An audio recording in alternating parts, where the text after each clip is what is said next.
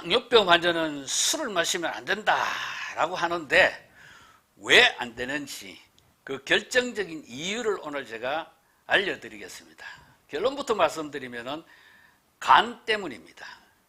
우리가 술을 마시면 간 건강에 해롭다는 정도는 뭐 대부분 아는 상식인데 간과 당뇨병은 어떤 관계가 있는지에 대해서는 모르시는 분들이 많으실 겁니다.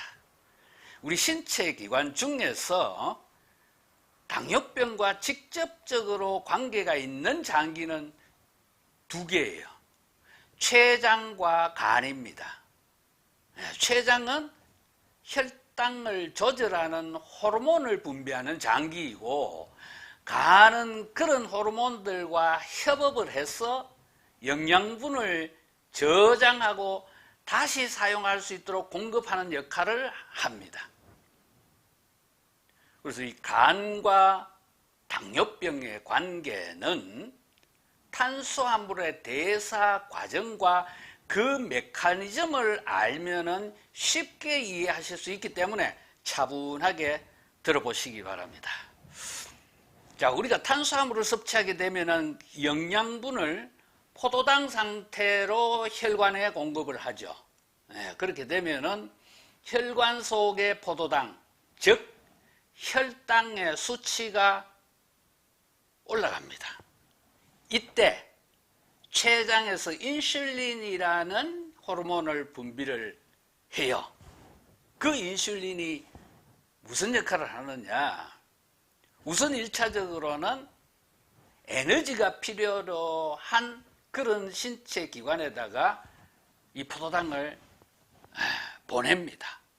그리고 남는 포도당은 글리코겐이라는 다당체로 만들어서 간과 근육에 저장을 합니다. 그런 과정을 거쳐서 지나치게 높은 혈당을 낮춰줍니다. 그런데 밥을 먹고 나서 시간이 좀 지나면은 한 너댓 시간 지나면은 다시 혈당이 떨어지기 시작하죠. 그때는 혈당을 떨어뜨리는 인슐린은 더 이상 분비가 안 되고 대신에 혈당을 올려주는 글루카곤이라는 호르몬이 분비되기 시작합니다. 이 글루카곤은 아까 간과 근육에 저장해놨던 글리코겐을 다시 포도당으로 분해해서 영양분으로 공급하는 역할을 해요. 그런데 근육에 저장되어 있던 글리코겐은 포도당으로 분해를 해도 근육세포에만 공급이 되고 원래의 친정인 혈관으로는 들어가지를 못해요. 오로지 간에 저장되어 있던 글리코겐만 포도당으로 전환이 돼서 혈관 속으로 들어가서 떨어진 혈당을 높여주는 작용을 하는 겁니다. 이 대목에서 간이 저혈당을 해결하는 데 얼마나 중요한 역할을 하는지를 알 수가 있는 겁니다.